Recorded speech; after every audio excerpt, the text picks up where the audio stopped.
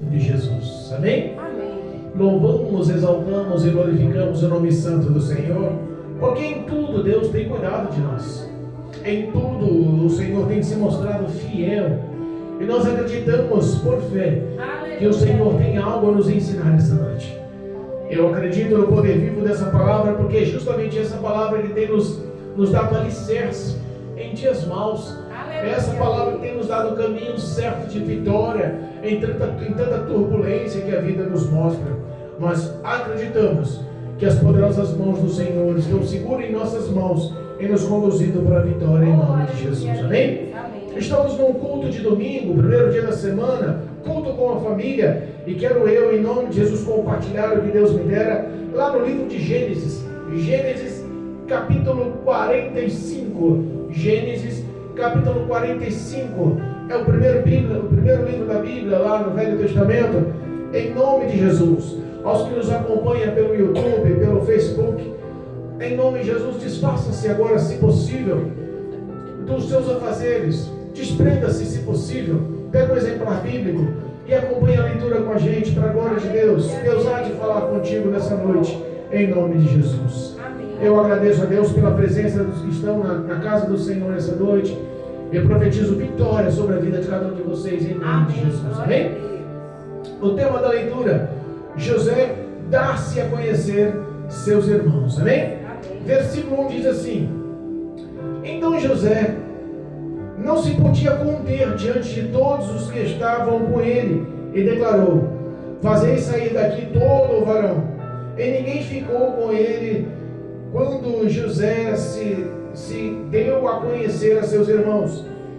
Ele levantou a sua voz com choro, de maneira que os egípcios o ouviam, e a casa de Faraó o ouviu. E disse José a seus irmãos: Eu sou José, vive ainda meu pai? E seus irmãos não lhe puderam responder, porque estavam pasmados diante da tua face. E disse José a seus irmãos: Peço-vos, chegai-vos a mim. E chegaram-se. Então disse ele: Eu sou José, vosso irmão, a quem vendestes para o Egito. Agora, pois, não vos entristeçais, nem vos pense aos vossos olhos por me haverdes vendidos para cá, porque para a conservação da vida, Deus me enviou adiante de vossas faces.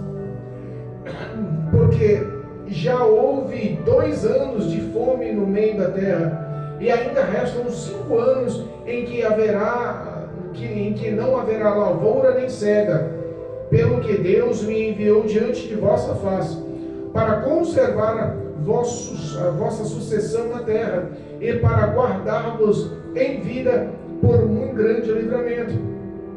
Assim, não fostes vós que me enviastes para cá, senão Deus, que me tem posto por pai de Faraó e por senhor de toda a sua casa, e como regente de toda a terra do Egito. Apressai-vos e subi a meu pai, dizei-lhe: Assim tem dito o teu filho José: Deus me tem posto por senhor de toda a terra do Egito. Desce a mim e não te demores, e habitarás na terra de Gósen, e estarás por mim perto de mim, e tu e os teus filhos, e os filhos dos teus filhos, e as tuas vacas, e as tuas ovelhas, e tudo o que tens, e ali te sustentarei, porque ainda haverá 5 anos de fome, para que não pereças de pobreza, tu e a tua casa, e tudo o que tens. Eis que os vossos olhos o veem, e os olhos de meu irmão Benjamim, que é a minha boca que vos fala, e fazeis saber ao meu pai toda a minha glória no Egito, e tudo o que tendes vistos, e apressai-vos em fazer descer o meu pai para cá. E lançou-lhe ao pescoço de Benjamim, seu irmão, e chorou, e Benjamim chorou também ao seu pescoço. E beijou todos os seus irmãos, e chorou com eles, e depois de seus irmãos falarem com ele, a nova ouviu na casa de Faraó, dizendo: Os irmãos de José são vindos. E pareceu bem aos olhos de Faraó e os seus servos. E disse Faraó a José: dizei aos seus irmãos: fazei isso, carregai os vossos animais e parti, tornai a terra de Canaã, e tornai o vosso pai e as vossas famílias, e vinde a mim, e eu vos darei o melhor da terra do Egito, e comereis a fartura da terra. A ti, pois, ordenado, fazei isso, tomai vós da terra do Egito carros para vossos meninos, e para vossas mulheres, e para o vosso pai, e vinde, e não vos pense coisa alguma das vossas afaias, porque o melhor de toda a terra do Egito será vosso. E os filhos de Israel fizeram assim, e José deu-lhes carros conforme o mandado de Faraó. Também lhes deu comida para o caminho, e todos lhes deu a cada um mudas de vestes. Mas a Benjamim deu 300 peças de prata e 5 mudas de vestes. E a seu pai enviou semelhantemente 10 jumentas carregadas do melhor do Egito, e 10 jumentas carregadas de trigo e pão, e comida para seu pai para o caminho. E despediu os seus irmãos, e partiram, e disseram, e disse-lhe: não contendais pelo caminho. E subiram do Egito, e vieram à terra de Canaã, a Jacó seu pai. Então lhes anunciaram, dizendo: José vive, e ele também é regente em toda a terra do Egito. E o seu coração desmaiou-se, porque não os acreditava. Porém, havendo eles contado todas as palavras de José, que eles lhe falara, e vendo ele os carros que José enviara para levá-lo, reviveu o espírito de Jacó, seu pai, e de Israel: basta, ainda vive seu filho José. Eu irei e eu verei antes que eu morra. Versículo 28. E disse-lhe Israel: basta, ainda vive meu filho José. Eu irei e eu verei antes que morra. Amém? Louvado seja Deus. Eu sei que a leitura foi um pouquinho extensa, mas Deus é bom. Louvado e agradecido é o nome do Senhor. Nós vemos aqui a parte boa da história. Nós vemos aqui a parte de comunhão, a parte de fartura, a parte de promessas sendo realizadas. Mas na realidade tudo isso começou com um sonho. Tudo isso começou com José, sendo filho de Jacó e Raquel, a mulher que ele amava. A Bíblia fala que Jacó teve uma herança dada por seu pai Isaac. E essa herança foi dada por Abraão, seu pai de Isaac. E a promessa veio do próprio Deus. Prometeu a Abraão que faria dele um grande número de descendentes sobre a face da terra. E essa promessa não poderia morrer. Porque se nós pararmos para pensar, Abraão, Isaac e Jacó, abateu-se um grande período de fome e havia um risco de extinção do povo de Israel. Havia um risco de extinção de toda a promessa de Deus. Tudo que Deus fez, falou e provou para Abraão, para Isaac e para Jacó, não poderia morrer nos seus 12 filhos. Nós sabemos que a Bíblia nos mostra que Jacó tinha um grande amor, Israel tinha um grande amor por seu filho José, porque era o único filho que ele tinha com Raquel. Ele tinha com Lia mais 11 filhos, mas com Raquel só era José. E José era o filho da sua velhice, o caçulo, o mais novinho.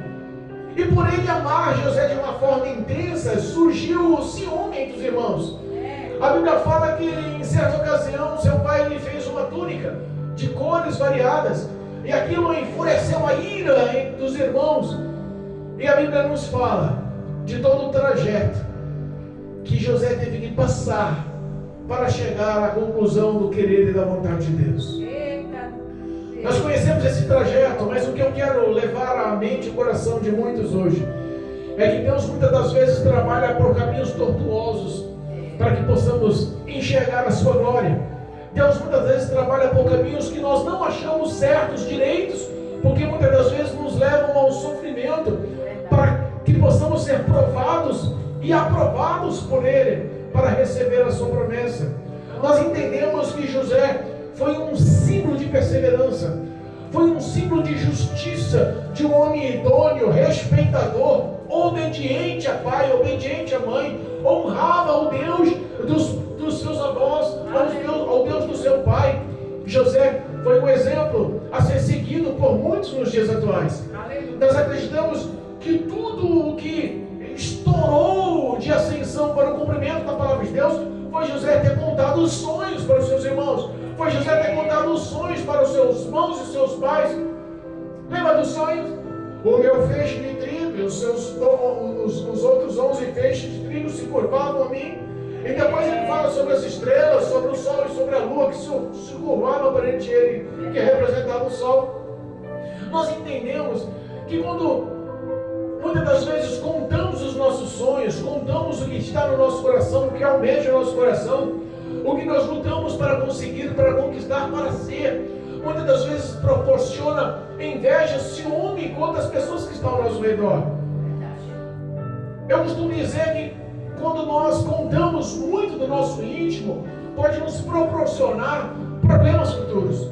Porque às vezes nós não sabemos o que se passa na mente e no coração do próximo. Nós estamos falando de irmãos, nós estamos falando de pessoas íntimas, nós estamos falando de familiares que conviviam na mesma casa, no mesmo teto, no mesmo pai. Não era para surgir uma vingança a ponto de espancarem José, de lançarem ele numa cisterna, num buraco, de planejarem a sua morte. Era a influência de um. Houve ali um bom senso. E a Bíblia fala que uma tribo de ismaelita passava em direção ao Egito e eles decidiram ganhar com a vida de José. Venderam José por uma quantia, 30 moedas de pratas, como o preço de um escravo. Olha só. Às vezes nós pensamos que a nossa vida está tudo indo de água abaixo. Às vezes nós olhamos para si e tentamos achar uma justificativa para os males que nos acarretam. José não entendia.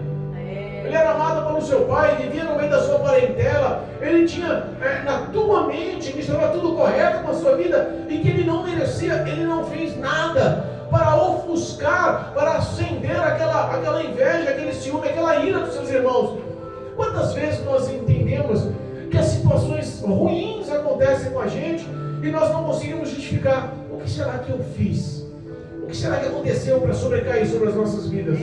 Muitas das vezes é Deus trabalhando em nossas vidas para que nós possamos acender em nossa vida uma aprovação de fé a ser aprovada por Deus, para sermos aprovados no que Deus planejou em nossas vidas. O projeto de Deus muitas das vezes leva dor, porque Ele não vai lhe entregar uma bênção sem que você não esteja preparada para ela. José, um menino que aparentemente com 17 anos foi lançado no poço e vendido como escravo. De 17 para 18 anos, nem chegaram à sua maioridade, porque naquela época a maioridade se alcançava com 30 anos. Ele era uma criança, um adolescente, estava no início da sua vida, não tinha maturidade para tal, mas a Bíblia fala que ele honrava Deus e que ele tinha relacionamento com Deus através da oração. Ele honrava o Deus do seu pai, o Deus do seu avô, o Deus do seu bisavô. Ele conhecia as promessas, ele sabia o que Deus já tinha propagado, Deus já tinha expresso, Deus já tinha falado para os seus antepassados. Ele confiava nas promessas de Deus. E quando você consegue confiar no Senhor, consegue confiar no que Deus projetou, a sua vida toma um rumo diferente. Você sabe que às vezes as situações são amargas. Ele chega no Egito e é vendido como escravo. Mas a Bíblia fala que aquele que Deus orienta para comprá-lo como escravo não é um homem qualquer. O projeto de Deus às vezes sai de formas difíceis de entender, mas é Deus que opera em situações de nosso favor. A Bíblia fala que quem compra ele no Egito como escravo é Potifar. Quem era Potifar? Potifar era um eunuco de Faraó. Potifar era o chefe dos exércitos de Faraó. Potifar era aquele que comandava o cárcere de Faraó. Potifar era um homem de grande influência no palácio, na presença do rei. Potifar olha para José, no meio de tantos escravos sendo vendidos pelaquela tribo de ismaelitas. Ele olha para José e diz: aquele menino tinha algo diferente. 17 anos, de boa face, boa fisionomia, bonito. A Bíblia fala que José era bonito, formoso. Menino de 17 anos, formoso, bom de aparência. Mas a Bíblia fala que José olhou ele e viu algo mais. Sabe o que acontece? Quando você tem a graça do Senhor, quando você tem a presença do Deus vivo em sua vida, quando existe uma ação poderosa de Deus na sua vida, você não precisa fazer nada mais. A propaganda sua quem faz é Deus. Eu não preciso tentar me destacar perante os homens para que o meu caminho seja aberto. É Deus quem leva as mãos à frente e abre todos os caminhos para que você seja reconhecido e a obra do Senhor seja real na sua vida. José é comprado por Potifar, começa um trabalho árduo como escravo. Escravo é um homem que não tem direitos. Escravo é um homem que não tem hora para acordar, não tem hora para dormir. Escravo é um homem que não tem hora para comer. Escravo é um homem que não tem dia de folga. Escravo era um bem que o seu senhor tinha.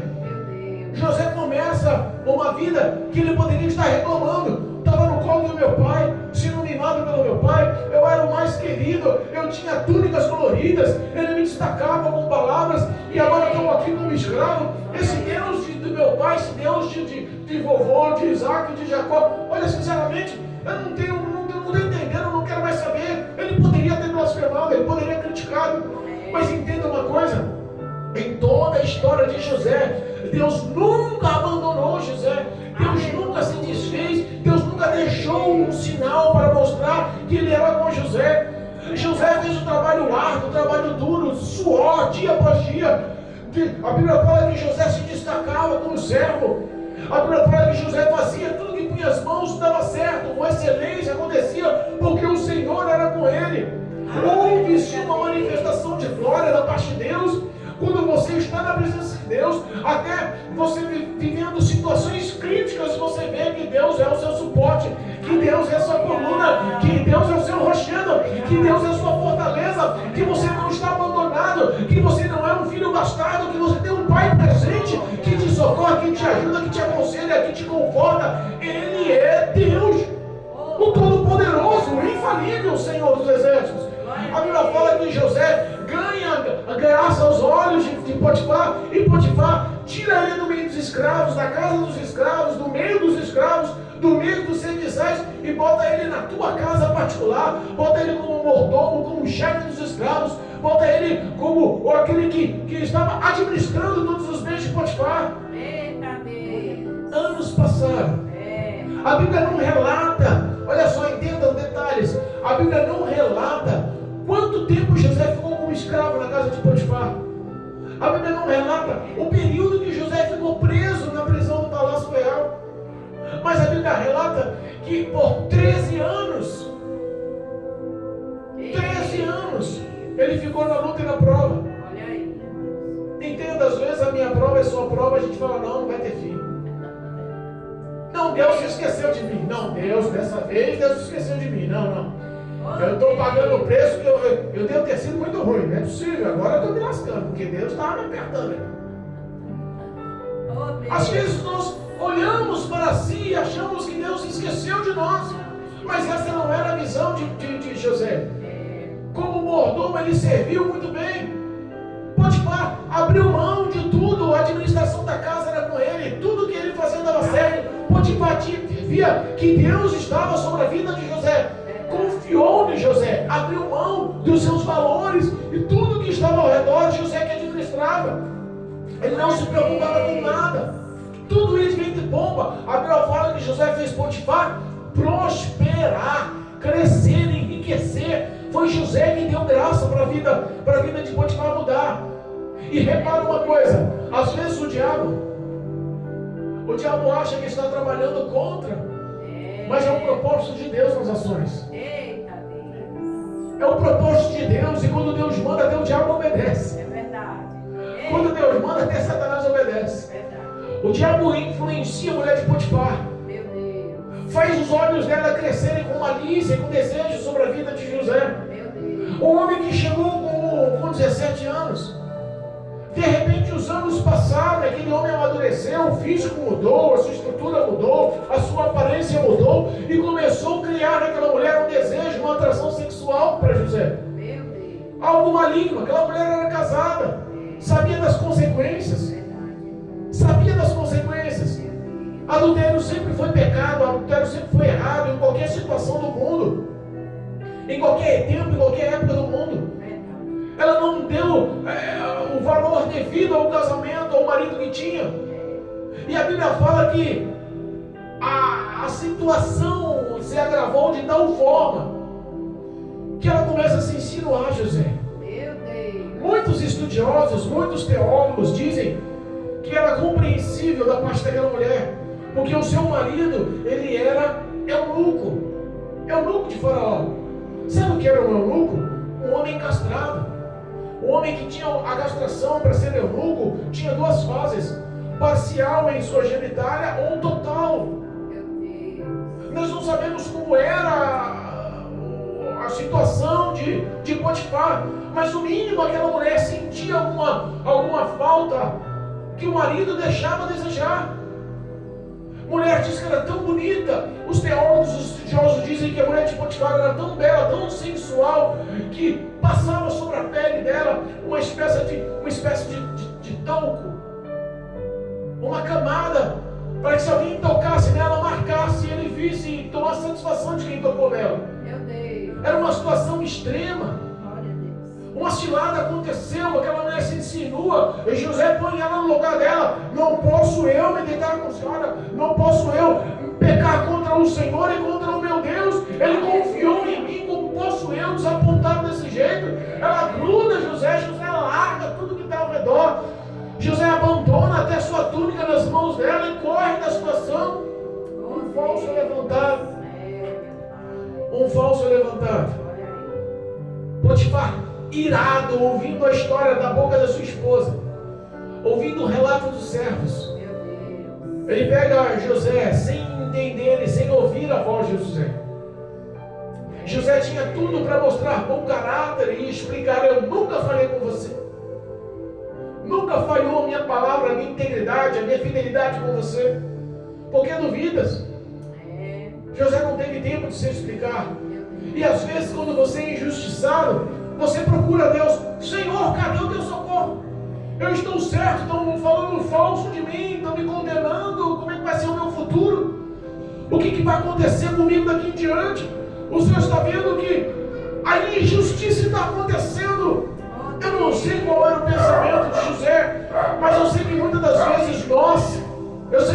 vezes nós procuramos a nossa justiça, procuramos o nosso bem-estar, a nossa razão lógica, e tentando acertar as contas conforme nós queremos. José mais uma vez mostra-se íntegro.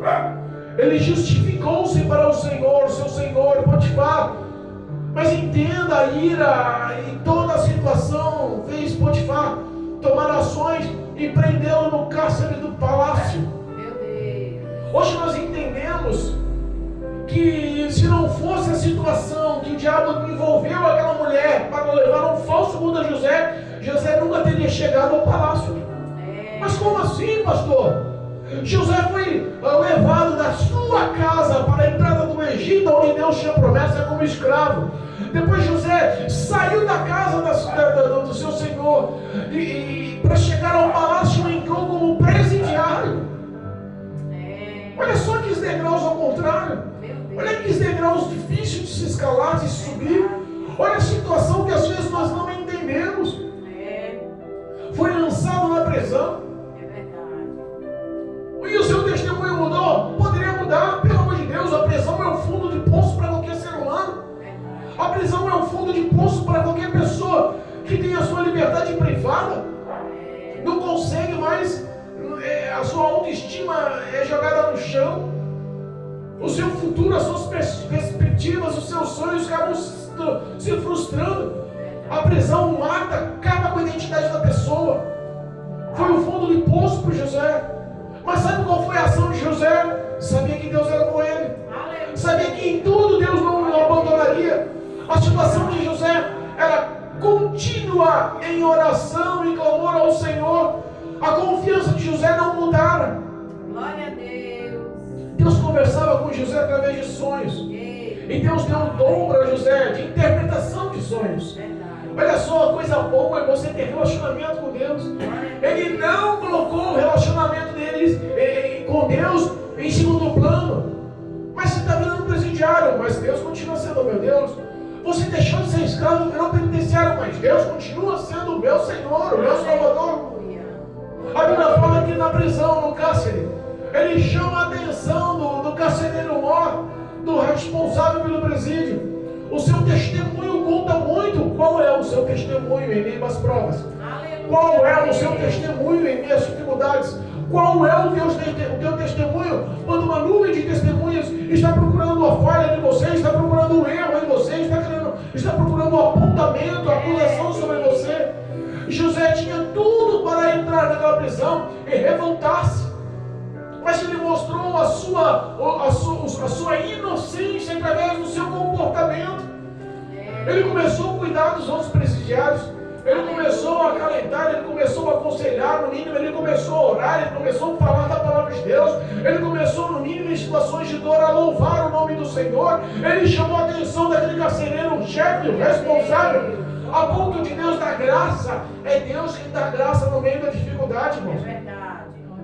Formou amizade, formou confiança, formou intimidade com aquele responsável do cárcere, e a ponto daquele homem abrir a cela para José e falar: José, a partir de agora você é meu auxiliador, é você quem vai me ajudar. O tempo passa, não sabemos os anos que passam, mas a Bíblia fala que José ganha liberdade na prisão. José começa a cuidar de cada um dos presos, ao ponto do chefe da prisão cruzar os braços e ficar tranquilo. Lembra de toda a visão que Potifar tinha sobre José? Esse homem é homem de Deus, aonde ele põe a mão, prospera. Esse homem é diferente. O que ele faz rende, o que ele faz cresce, o que ele faz enriquece, o que ele faz é gostoso, é plausível, é aceitável. Lembra da visão que Potifar tinha? Pois bem, o carcereiro-chefe olha para José e tem a mesma visão. Esse homem é diferente. Esse homem é um presidiário, mas nunca vive blasfemando contra o seu Deus. Esse homem é um presidiário, mas chegou aqui, nunca questionou e nunca se lamentou por estar afastado da sua família. Esse homem é um presidiário, mas ele se importa muito mais com a dor do que está sendo preso do que com ele mesmo. Esse homem é presidiário, mas sempre tem palavras de conforto, sempre tem palavras de Deus para dar. Esse homem é presidiário, ele poderia estar aqui revoltado, mas eu confio nele para cuidar dos outros. Às vezes o diabo olha para você e espera a sua revolta. Ele lança dardos de todas as formas, ele forma ciladas, ele forma armadilhas, e espera que tudo que ele faça denigre a sua intimidade com Deus, acabe com a sua fé, forme pecado para que você se isole de Deus. Mas José não, ele deu um exemplo para mim, para a tua vida, que em tudo Deus era em primeiro lugar na sua vida. Ele enxergava: Deus cuida de mim, por que eu não posso cuidar do próximo? Deus me ama, porque eu não posso amar o próximo? Deus vela pelos meus passos, porque eu não posso velar pelo passo dos próximos? Os anos se passam, o tempo se esvai. A Bíblia fala que em certa ocasião, o padeiro e o copeiro do reino de Faraó são lançados na prisão. Eles ficam atormentados. Erros e falhas aconteceram no palácio, e Faraó lança os dois na prisão. Em certa ocasião, tristes, pensativos, acordaram de manhã e José se apresenta. O que acontece? Por que vocês estão pensativos? Por que estão tristes? O que aconteceu? E alguns falam: tivemos sonhos. E não sabemos interpretar os sonhos, e nos preocupam os sonhos. E a Bíblia fala que José interpreta os sonhos dos dois, mostra a grandeza de Deus e fala: quem dá o poder de interpretação de sonhos é o próprio Deus. Mas conta-me o seu sonho, quem sabe Deus revele. O propósito de Deus estava ali. O propósito de Deus estava ali, em mostrar a sua grandiosidade dentro do caos, em mostrar que Ele é Deus dentro das suas dificuldades. Pastor, você não sabe também da dificuldade? Pois bem, no meio da sua dor, Deus vai fazer você trabalhar para que você saia dessa dificuldade. Aleluia. José podia se calar. É sonho, vai passar, esquenta a cabeça, chega lá. Mas José se preocupava com o bem-estar. Tem se preocupado com os que estão ao seu redor? Tem se colocado no papel dos que estão ao seu redor? Olha só, da forma que ele interpretou os sonhos, aconteceu. O copeiro foi restituído ao seu posto e a servir a Faraó, mas o padeiro foi condenado e enforcado. José, quando ele sai da prisão, o copeiro ele fala: lembra-te de mim. Dado o som, José não queria ficar naquele presídio, não queria ficar naquela prisão, não queria ficar naquela prova, naquela luta. Ninguém quer ficar no deserto muito tempo. Deserto não dá para passar. O projeto de Deus para o povo de Israel era 40 dias naquela passagem do deserto, mas por desobediência e rebeldia 40 anos se passaram. Não é um prazer de Deus para isso. Às vezes nós não alcançamos o que Deus tem projetado para as nossas vidas, porque às vezes nós não acreditamos mais que Deus vai fazer alguma coisa em nossas vidas. José pede: lembra-se de mim na presença do Faraó. Se houver alguma coisa, eu quero ser copeiro. Posso ser seu ajudante? Você sabe que eu sou um homem bom.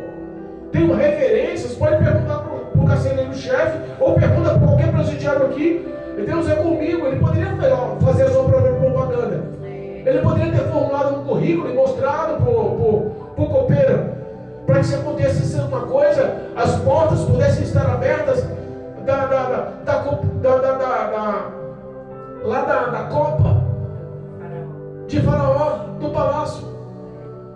Mas não era o projeto de Deus tirar ele dali e colocar ele como copeiro para servir Faraó. O que Deus tem reservado para mim, para a tua vida, é muito além, é muito maior, é muito mais importante. Nem que para isso você tem que abrir mão de muitas coisas. Deus tem projeto, o projeto de Deus é sempre bom, é sempre perfeito, é sempre agradável. O que Ele quer é que nós somente creiamos que o conteúdo da sua vida, o sonho da sua vida, o que Deus tem projetado para a sua vida, Ele vai cumprir. Aleluia. Eu creio. O Faraó tem um sonho, conhecemos os sonhos. Ninguém consegue adivinhar, ele se perturba, fica. É Deus que colocou essa perturbação no coração de Faraó. É verdade.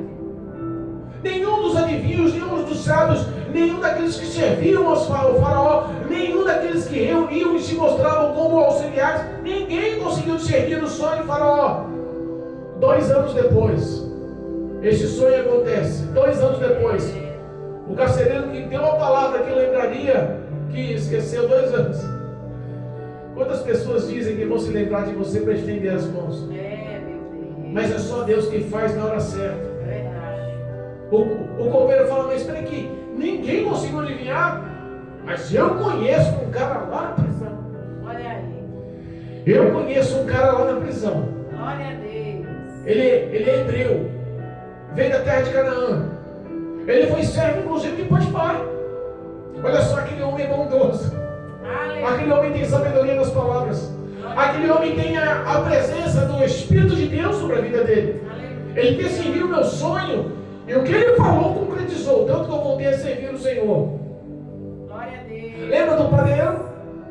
O padeiro também discerniu o sonho. Sabe qual foi o resultado? O Senhor mandou enforcar ele.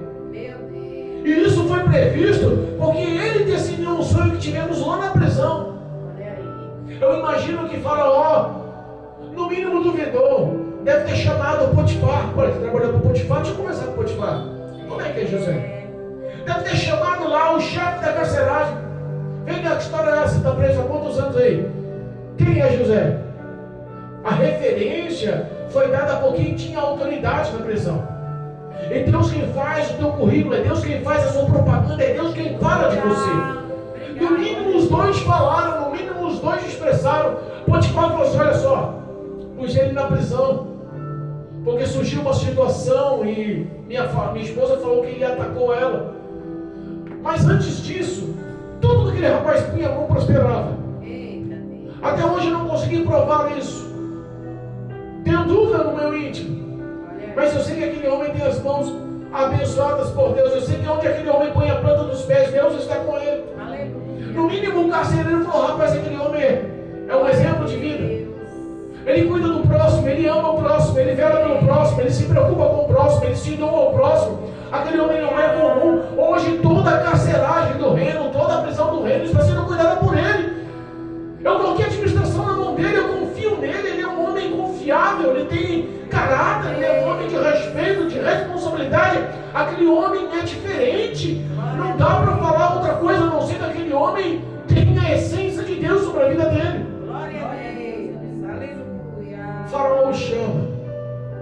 conta-lhe o sonho. Olha aí. Ninguém conseguiu discernir. A Bíblia fala que Deus dá graça a José. Glória a Deus. Ele não só discerne os sonhos, ele monta uma estratégia. E ele expressa, olha, 7 anos de fartura virão.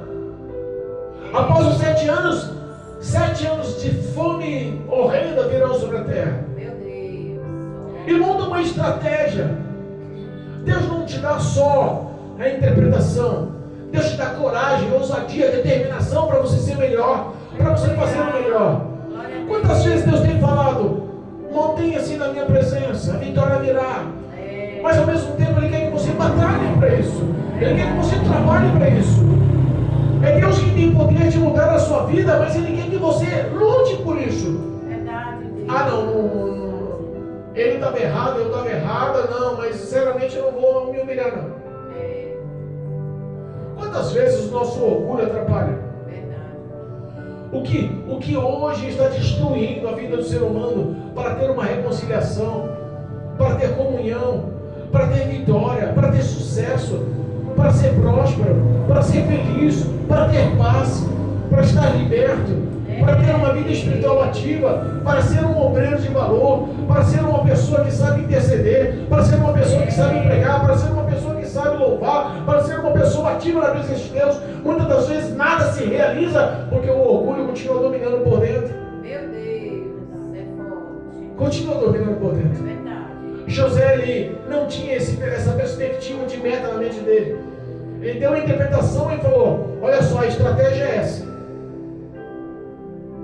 Desfaça dos seus celeiros e monte celeiros maiores. Aleluia. Todos esses 7 anos de fartura, você colhe 1/5 ou mais. Armazena, Olha aí. acumula, formula um estoque maior. Quando os 7 anos de fome vier, você tem como sobreviver e tem como vender para acumular bens e dinheiro. Eita Deus. Faraó fala assim: mas vem cá, quem eu poderia encontrar para administrar tudo isso? Olha aí. No mínimo o faraó começa a pensar: eu tenho aquele formado lá, aquele fez faculdade lá em Stanford, aquele fez faculdade na USP, aquele fez faculdade em Harvard. Olha, Harvard é essa coisa, eu acho que eu vou chamar aquele. E de repente olha para o José presidiário e fala assim: rapaz, mas quem é que tem o Espírito de Deus Eita, que pode dar capacitação para dar vitória a esse plano, a não ser você, José? Eita Deus. A honra chega. A Bíblia fala que quando ele foi colocado como governador do Egito, e nem existia essa profissão lá, viu? Não existia esse cargo para o Egito, não. A Bíblia fala que o faraó se encantou tanto com José, que Deus coloca José como pai de faraó, cuidador de faraó. Imagina isso. Faraó gosta tanto, ama tanto, forma uma intimidade tão grande que pega o seu anel, põe no dedo de faraó, de José. Ele fala: a partir de agora todos se submetem a você. Você só está abaixo de mim. Olha aí. Você vai administrar o Egito. Você vai governar o Egito. A prosperidade, a vida do Egito está nas suas mãos. 7 anos, perdão, de prosperidades acontecem. Ele luta, batalha, trabalha. Eu imagino que deve ter sido árduo o projeto de acumular. No mínimo ninguém entendia as outras terras, as outras nações, os outros povos estavam vivendo e curtindo, e Deus estava fazendo José trabalhar. Às vezes nós vemos o próximo curtindo a vida doidada, comendo um churrasco todo fim de semana, trocando de carro, ganhando promoção, subindo financeiramente, rindo a toda hora, e você fala: por que a vida dele é tão boa? É porque eu só resumo em trabalho. Porque o que Deus tem projetado para você vai refletir na eternidade. Aleluia. Porque o que Deus tem reservado para você é um bem que nunca vai se corromper, que a traça não vai corroer, que o ladrão não tem poder de roubar. Você não vai perder. Lembra do rico e Lázaro? O que Deus tem projetado para você não vai lhe causar choros e danos, tormenta nos chamas eternas. Mas você vai ser acolhido na Nova Sião, na Nova Jerusalém te aguarda. Ruas de ouro, calçadas de cristal, onde há o rio da vida que emana do trono de Deus. O que Deus tem projetado é a imortalidade, a incorruptibilidade. O que Deus tem projetado é a tua glória, a tua presença, é a ceia que o próprio Jesus há de nos servir. O que Deus tem projetado, o carro não paga. O que Deus tem projetado, a faculdade não paga. O que Deus tem projetado, o apartamento não paga. O que Deus tem projetado, a profissão, os bens não pagam. O ouro não paga, a prata não paga. O que Deus tem projetado para a sua vida é muito além do que pensamos e imaginamos. É verdade, Deus. 7 anos trabalhou.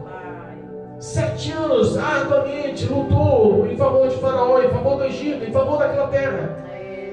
2 anos começam de fome, os 7 anos de fome começam, e por 2 anos ele está administrando a venda dos produtos, acumulando bens e dinheiro.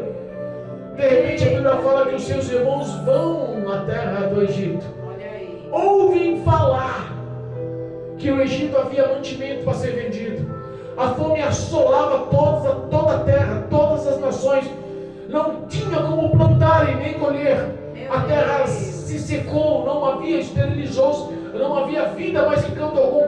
Todos estavam perecendo. A pobreza e a miséria estavam matando os povos. E a única terra que tinha produto para vender, alimento para vender, subsistência para vender, estava sob a responsabilidade daquele que um dia foi vendido como escravo. Meu Deus.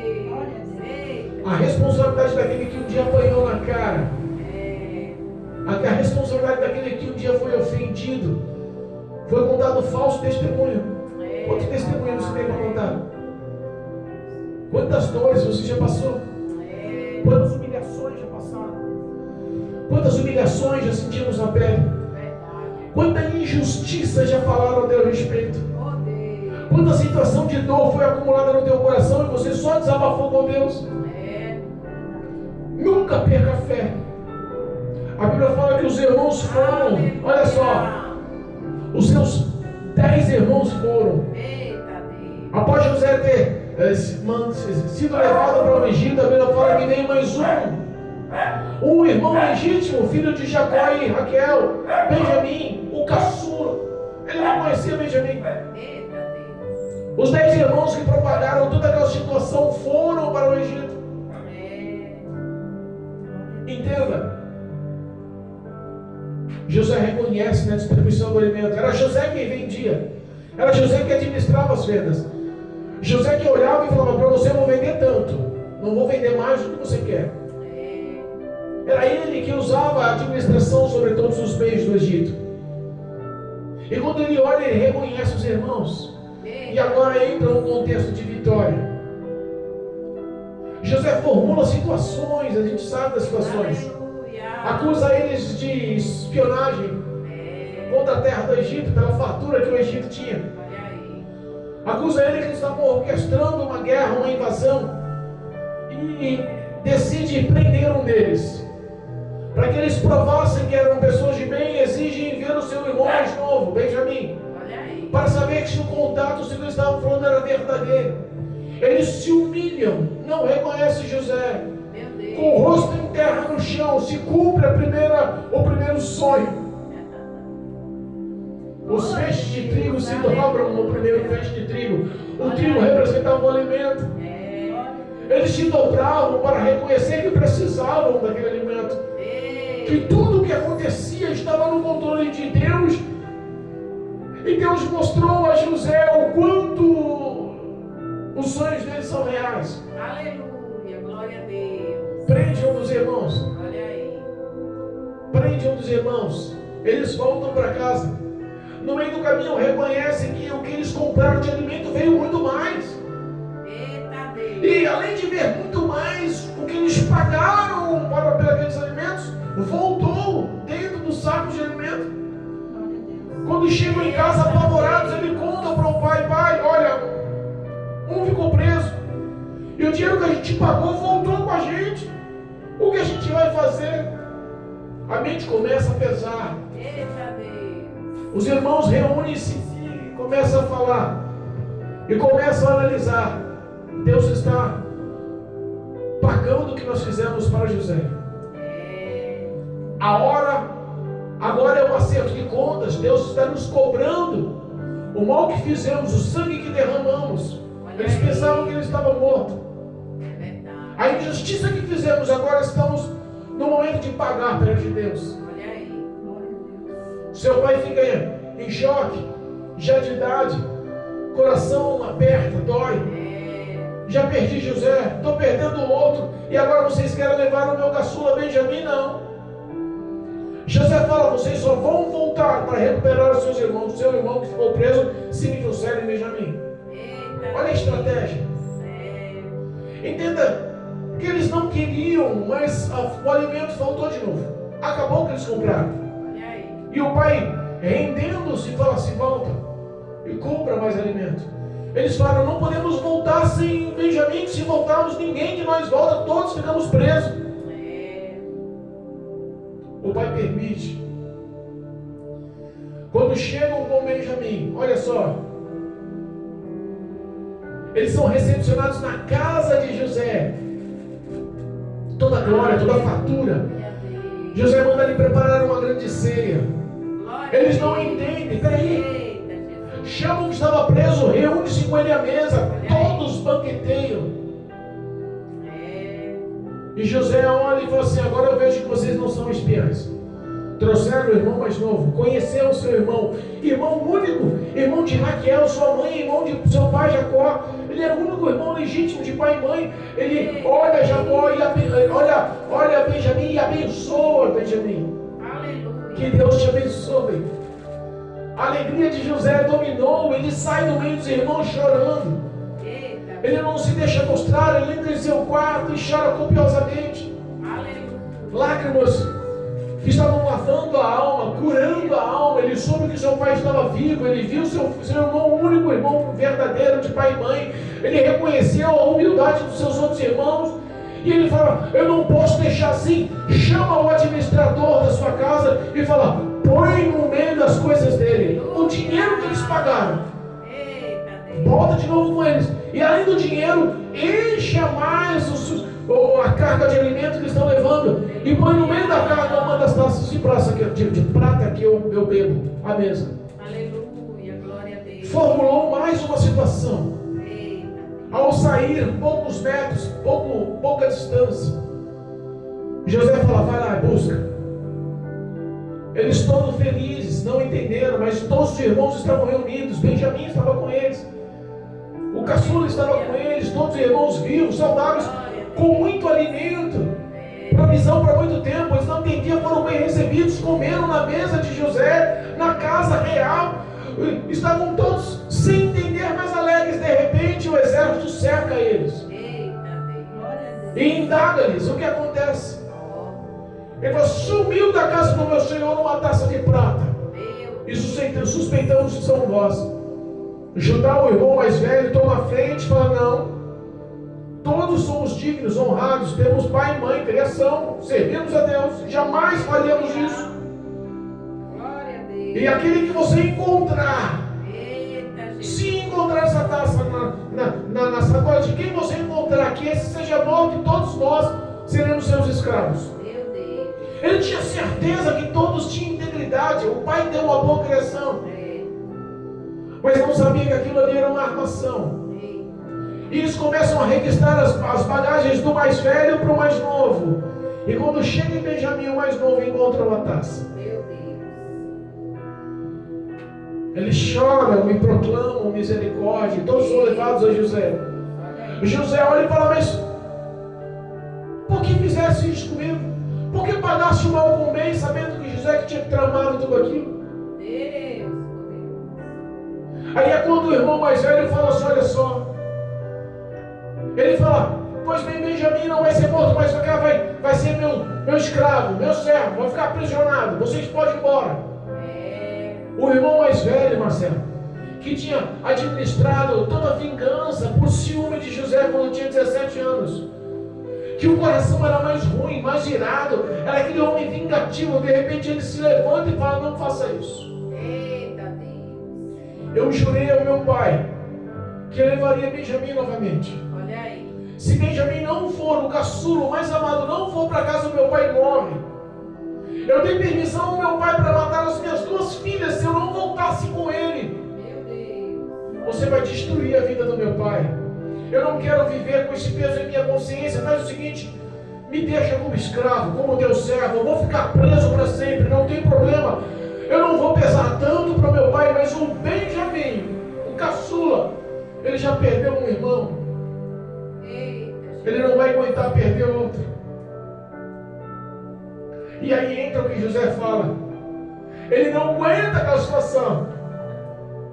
Em sua sala real, em sua casa real, ele manda todos os egípcios saírem dentro da casa. Eita Deus. Sem entender, todos os egípcios saem. Olha aí. E ele se declara: eu sou José, seu irmão.